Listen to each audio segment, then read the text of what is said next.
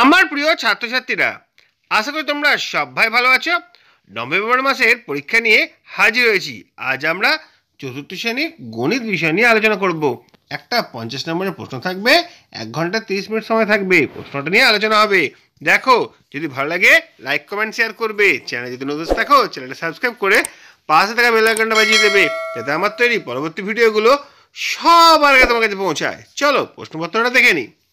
দেখো, নভেম্বর মাসে পরীক্ষা, শ্রেণী চতুর্থ, বিষয় গণিত, পূর্ণমান 50, সময় 1 ঘন্টা 30 মিনিট।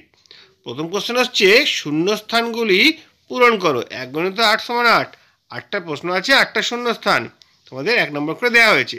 আমরা প্রশ্নগুলো দেখে নেব।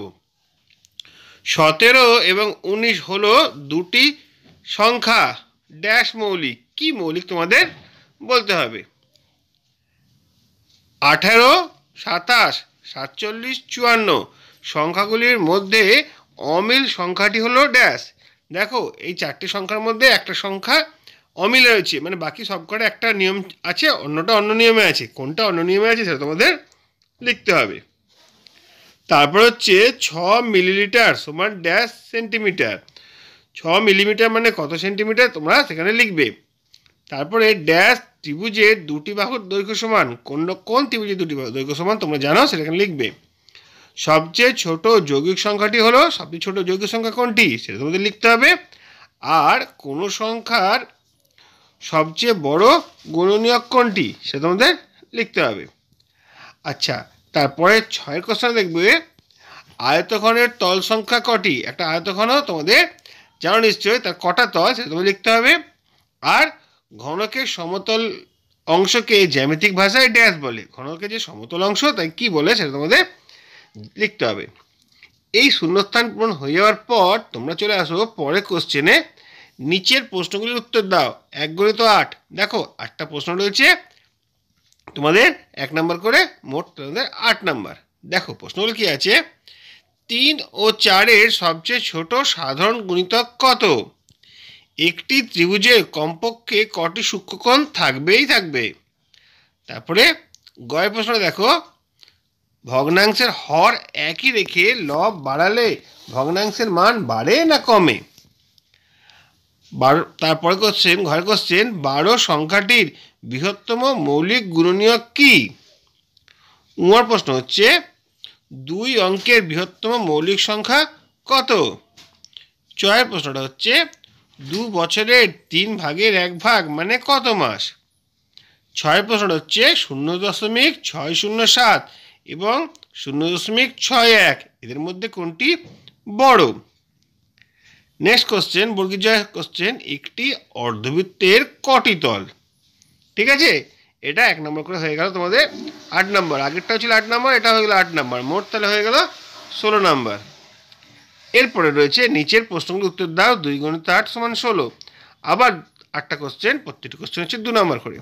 দেখো কি আছে। মানের ঊর্ধ্বক্রমে সাজাও, মানে তোমাদের ছোট থেকে বড় সাজাতে হবে।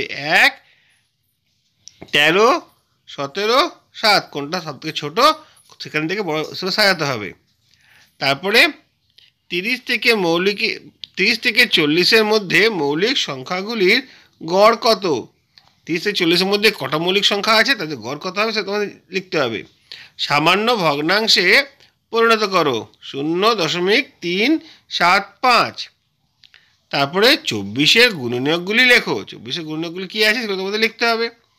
লুডোর ছক্কার ধার সংখ্যার শীর্ষবিন্দুর সংখ্যা কত? 6 প্রশ্নটা হচ্ছে এমন একটি প্রকৃত ভগ্নাংশ লেখো। দেখো, এটা বেশ বুদ্ধির এবং মজাদার কোশ্চেন। এমন একটা প্রকৃত সংখ্যা লেখো যার হর 19 এবং লব ও হরের অন্তর 4। কোনো সংখ্যার দ্বিগুণের 1/3 হলে 4 হলে সংখ্যাটি কত? একটা সংখ্যা আছে, তার দ্বিগুণের 1/3 4, তো সংখ্যাটি কত হবে তোমাদের লিখতে হবে। 105কে মৌলিক উৎপাদকে বিশ্লেষণ করো। 4 প্রশ্ন রয়েছে। দেখো, 4 নম্বরে সরল করতে দিয়েছে। 72 ভাজিত, এটা দ্বিতীয় বন্ধনী 27 বিয়োগ 18 যুক্ত 3 গণিত 9 বিয়োগ 6, একটা সরল করতে দিয়েছে 4 নম্বর। তারপর কি রয়েছে, বিষমবাহু ত্রিভুজ ও আয়তঘন কাকে বলে? বিষমবাহু ত্রিভুজ কাকে বলে লিখবে, আর আয়তঘন কাকে বলে সেটাও লিখবে। 4 নাম্বার, 2 2 4 নাম্বার। তারপর কি রয়েছে দেখো, একটি লাঠিকে 8 বার কেটে সমান ভাগে ভাগ করলে প্রতি ভাগের দৈর্ঘ্য হবে 49 সেমি। যদি লাঠিটিকে সমান 7 ভাগে ভাগ করা হতো তবে তার প্রতি ভাগের দৈর্ঘ্য কত হবে? এটা হচ্ছে 5 নম্বর অঙ্ক। ভালো করে পড়বে, দিয়ে বুঝবে, দিয়ে অঙ্কটা করবে। তারপরে দেখো 7 প্রশ্নটা, গল্প লেখো ও কষে দেখাও। একটা সরলের মধ্যে দিয়েছে, এটা কি গল্প হতে পারে তার উত্তরটা তোদের বার করতে হবে। 16 যুক্ত 4 ভাজিত 5 বিয়োগ 3। ঠিক আছে, এটা একটা গল্প লিখতে হবে, তার উত্তরটা কষে বার করতে হবে। এইভাবে তোমাদের জন্য গণিত প্রশ্ন রেডি করেছি, তোমরা অবশ্যই অনুসরণ করলে অনেক কাজে আসবে। আজকে ভিডিওটা এখানেই শেষ করছি। যদি ভালো লাগে লাইক কমেন্ট শেয়ার করবে। চ্যানেলে যদি নতুন থাকো চ্যানেলটা সাবস্ক্রাইব করে পাশে থাকা বেল আইকনটা বাজিয়ে দেবে, যাতে আমার তৈরি পরবর্তী ভিডিওগুলো সবার আগে তোমার কাছে পৌঁছায়। তোমরা প্রত্যেকে ভালো থাকবে।